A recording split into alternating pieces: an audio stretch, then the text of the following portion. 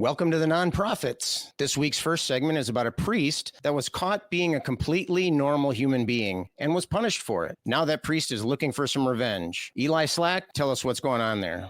So, Monsignor Jeffrey Burr was the General Secretary of the U.S. Conference of Catholic Bishops, and apparently he was also absolutely cleaning up on Grindr, the social app known to be used predominantly for casual sex that caters to bi, gay, trans, and queer people. Burr resigned from his position just before a report was released that accused him of frequent use of Grindr and what the report calls inappropriate behavior. Burr is now suing Grindr for failing to protect his private data by using what he calls fraudulent and dishonest privacy practices. This story is from Catholic News Agency by Daniel Payne on July 26th, 2024. Cool. Thanks, Eli. Now, winning a lawsuit generally requires that the plaintiff demonstrate that they were damaged somehow. So what kind of damage did Burr incur here? I think as far as like tangible damage that like you can do something about in court, I think, most easily. His career is kind of up in smoke now. He is working again, which I think was kind of a good twist to it. But his life and his career is kind of up in smoke. Like, he wasn't out yet. He wasn't publicly gay. And I mean, it's an experience that I will never have, but like that is a moment that is an individual's choices when they decide to become publicly gay to even the people that they know and especially the people that they don't. So the fact that that decision was made for him and now he's suffering like monetary consequences from it, I just think that that's wrong. It's really easy to look at this at first and be like, oh, you weren't supposed to be doing that, and kind of poke fun like it's a scandal. But like, this is kind of fucked up. Like this guy's life is just like totally different now and he had no control over it. And I think it's wrong. Yeah, that seemed, I totally hear what you're saying there. We would normally say, oh, look what happened. Oh, it serves you right. But no, there was some real disrespect happening here to that priest. Aaron, let's jump over to you here. The Catholic Church has a long history of disrespect, oppression, and violence against LGBTQ plus individuals. Can you comment a little bit on that? And why is it so offensive to say someone like a secular humanist? Because I really feel for this priest that he can't be who he really is, right? That he has to secretly get on Grindr to express that part of himself. And unfortunately, he's part of a religion that suppresses sexuality, that suppresses homosexuality, definitely. No one chooses their sexuality. No one chooses what they find sexually attractive or sexually enjoyable. And it's awful that he's part of an organization that doesn't understand that. Maybe the church should really encourage priests to understand their sexuality before they become priests. Catholic priests are supposed to take vows of celibacy where they don't marry and they don't, and if they're not married, they don't have sex because the church doesn't believe in premarital sex. So maybe the Catholic Church could do a better job of saying, hey, you may feel called to this, but is this really a good fit for you? I really think the church should mind their own fucking business when it comes to sex. I don't think sex and sexuality is the church's business. I don't think it's anybody else's business. It's something we for the most part like to keep private and keep to ourselves and to our partners. And I think churches and other organizations should do the same. It's nobody's business. And I really feel bad for this priest that he has to hide this part of himself, but he is also a little bit responsible for understanding who he really is and making life choices that can help him live a more fulfilled life instead of having a secret life. You mentioned that maybe the church should be a little bit more proactive. Maybe they should get involved with helping individuals decide whether or not they want to be a priest and that kind of thing. I think that level of nuance and subtlety is really not in the wheelhouse of the Catholic Church, if memory serves here. But it's an interesting approach. I would think that would be helpful, definitely, in situations like this. I think it's definitely not good skills for most religions. Most religions are very black and white, wrong and right, and nuance and complexity and gray just doesn't fit the bill. Yeah, I mean, the problem is most of the world is complex and gray, and so you wonder if they can be effective as an organization. Well, obviously they can, but if they should be effective as an organization. Jimmy, let's jump over to you. Normally we see stories like this one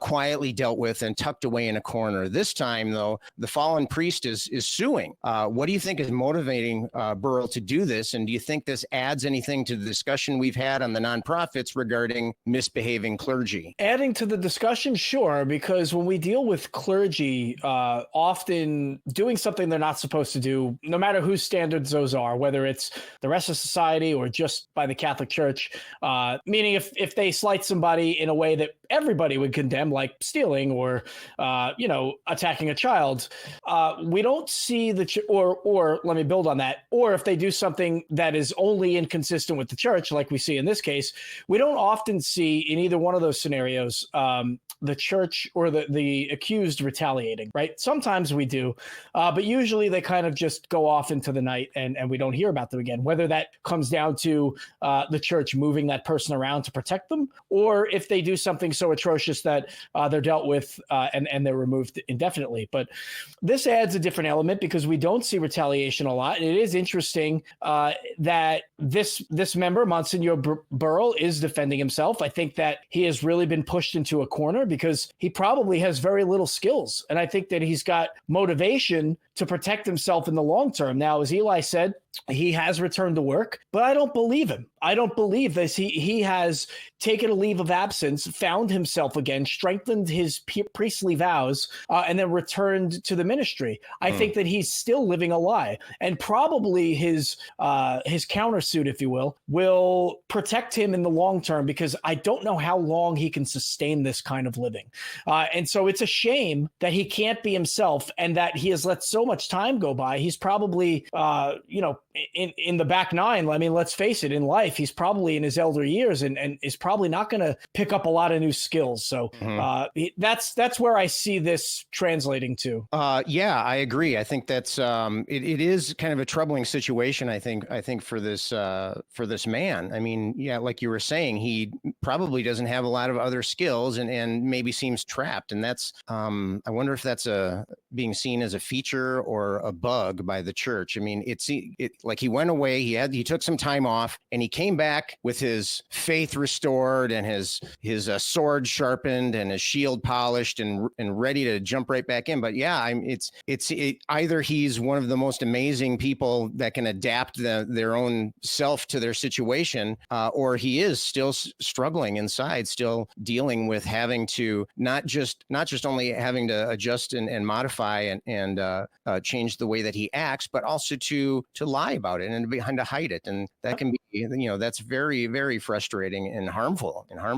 Aaron, let's jump back to you for a second. The substance of his lawsuit revolves around personal information and privacy. And so we haven't really talked about that too much. Let's dip our toes in there. How would keeping those concepts in mind color our view of this story? What's the data privacy side of this? Well, according to the story and some other research, that this information, it wasn't like somebody hacked in and grabbed it.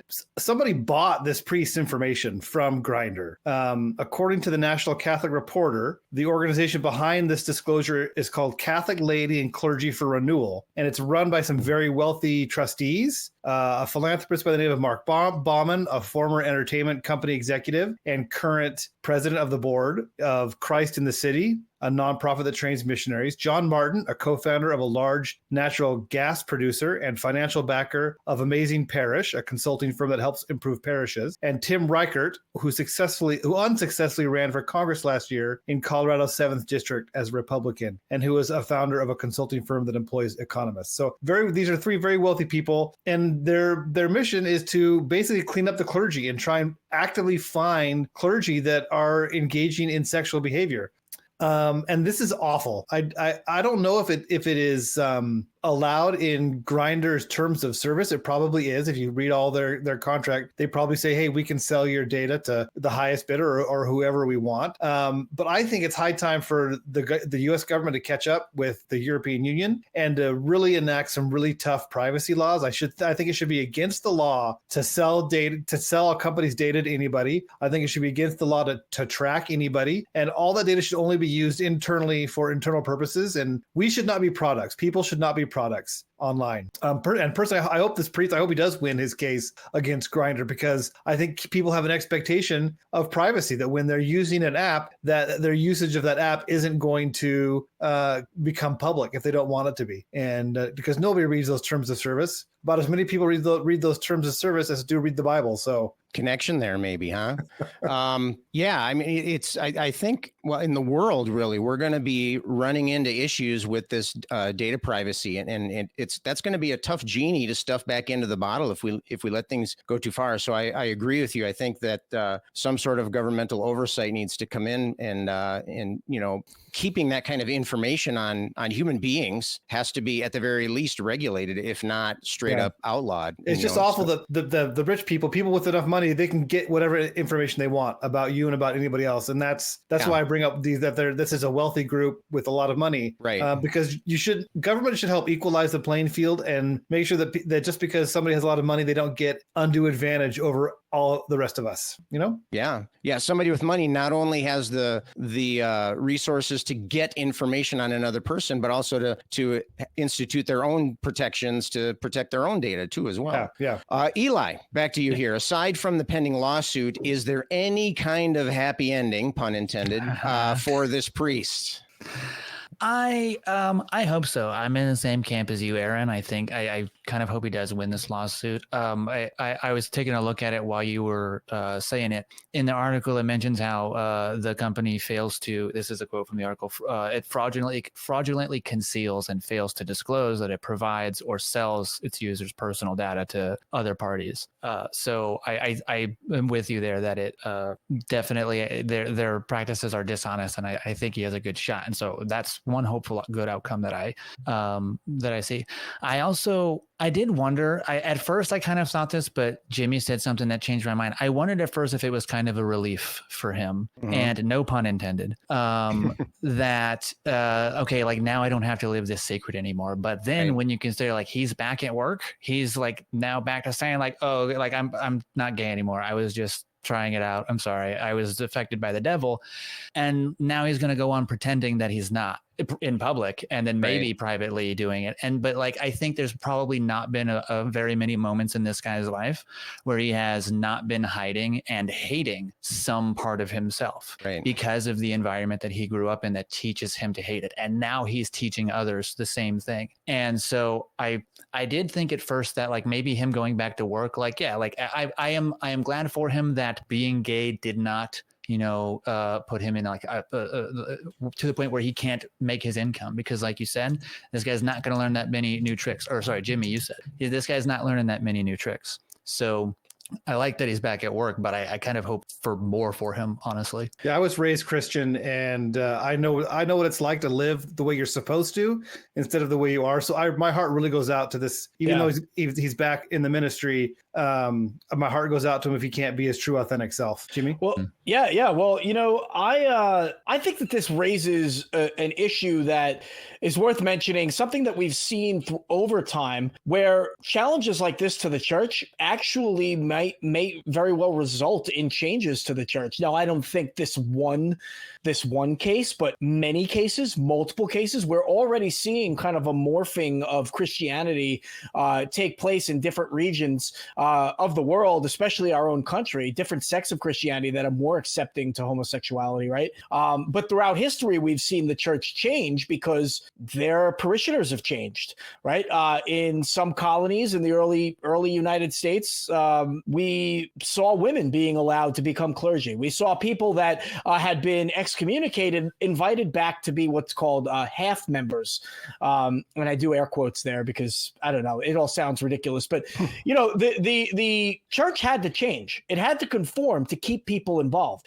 We have a growing number of people who are more willing to be who they are, who are willing to be open. And some of these people are still, or openly gay, or openly, however they identify. And some of them are still religious, and I think that this is just another indication that the priest actually was invited back, has the opportunity in our legal system to challenge this, that maybe we are seeing an overall mindset shift where it comes to Christianity kind of crossing over with the LGBTQ community. I don't know, something to think about, certainly hopeful for the long term. Right. Yeah. So Jimmy, you were talking about how is this contributing? Every little grain of sand can contribute to that landslide. Things build up, build up, and then who was it?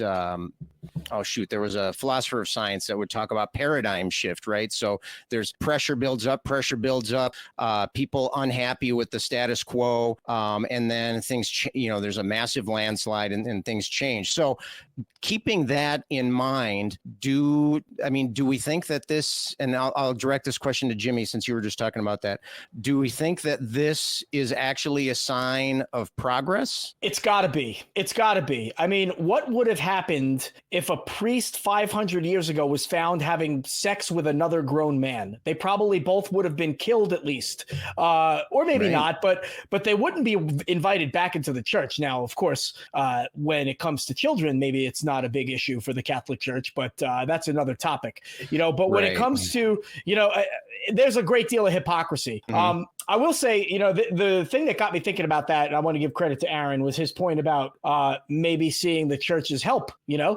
maybe this isn't for you kind of thing. Maybe we help you get on your feet in some other way. What if we start seeing the church become more understanding and more helpful in the people that have dedicated so much to them? But I definitely think that, you wouldn't have seen this kind of thing even 50 years ago. Mm-hmm. So to see a clergy member be invited back to the church after being found out secretly, well, I think that speaks to general progress in some form. So Eli, building off on what Jimmy's talking about here, if there is progress being made here, is this, as atheists, is that something that we want? Do we want religion to fit better, or do we want it to clash so that people will be more likely to abandon it? Well, I don't know what you want, but I just want, I think any circumstance where like more people are being like just allowed to live the way that they want, as long as they're not harming anybody else, that's better. So yeah, mm-hmm. Like I think if we're to see like the Catholic Church or the UCCB, the U.S. Conference of Catholic Bishops, if we were to see them start to be like, what, like just because you're gay or you're trans or you're non-binary, that doesn't mean you can't like be clergy, you can't be in the church there, and they start to like, I really like the way that Jimmy and Aaron put it, like, hey, maybe this isn't for you, but we'll help you get on your feet because you've done so much for the church. We're not just going to like kick you to the curb and forget about you. That I think would be fantastic. And then it's not so much important to me that people leave religion. I just like, if we got rid of the bad parts and just kept the good parts, then basically like it wouldn't matter anymore. That's what the bad parts is what we don't like. I like to see religion flexing to the pressures of society. That is a good thing in my book. Right. Yeah. Well, in my view, churches never lead the way on making the world a better place. It's always churches that are getting dragged into the future, kicking and screaming sometimes. Right. But I'm hard pressed to find an example of a church that actually brought something new and wonderful into the world. Good point, Aaron. I have one last question that I wanted to bring up, and this has to do with we were talking earlier about Grindr's privacy policy. Well, I had looked it up, and so here's a little blurb directly from Grindr's privacy policy. It says, no method of transmission over the internet or method of electronic storage is fully secure, and Grindr cannot guarantee the security of your personal information. Our security, safety, and privacy features are provided on an as-is basis. Boy, that's a loaded term there. On an as-is basis. As such, their effectiveness and error-free operation cannot be guaranteed, and we cannot ensure absolute confidentiality, anonymity, or personal safety. And this was the kicker right here at the end here. Individuals who have specific concerns about how their data may be protected are advised not to use Grindr. It said that right in their privacy policy. Wow. So none of us are legal experts here, but does this liability waiver, quote unquote, does this pass the sniff test? I mean, from an ethical standpoint, is this a fair caveat, or are they just covering their asses? Anybody want to jump in on that? Well, it's in a privacy policy, so they're just covering their asses because nobody reads privacy policies. Like nobody does. So they're just saying, well, it's in our privacy policy, it's in our terms of service. We're sorry that you didn't read it. And I think that people have a tendency privacy to be like, no one's going to steal my information. You know, I think that there's some level of understanding that we know, all right, of course, there's a possibility it could be hacked. I mean, look at all of the people a few years ago, there were like, I don't know, I'm going to make up a number just because I don't know what the number was. I don't know, thousands of military members whose information was stolen, and a lot of them were found to be on Ashley Madison, a cheating website. And so it's not like people are oblivious to the idea that information can be stolen. This guy probably in some level said, there's a chance, but it's probably pretty slim. And then it happened. I do think that because that privacy is that statement's in there, that he's not going to win. Lacking legal expertise, I don't think that he's going to win. Mm-hmm. Yeah. All right, Eli, I'll give you the last word here. So if we think that he's not going to win the lawsuit, do you think maybe he's doing it do you think he has honorable motives? Do you think he's doing this to bring this subject matter to the attention of the public? Maybe not. I don't think so. I think there's a chance that it might just be that he feels wronged, and I think rightly, if that's the case. And I think he should feel wronged, and I don't say that as like a value judgment. I think it could just be selfish, and that's okay. Whether it gets him anywhere or not, I think he really just wants to do everything he can to be like, hey, like this like harmed my, not like physical harm, but like this harmed me, and I suffered from this, and I want some recompense. Right. All right, cool. Well, I think this would be a great place to stop. I want to thank my panelists for joining me tonight. Thank all of the viewers for watching us. And if you want to view any more of this, just click one of these links.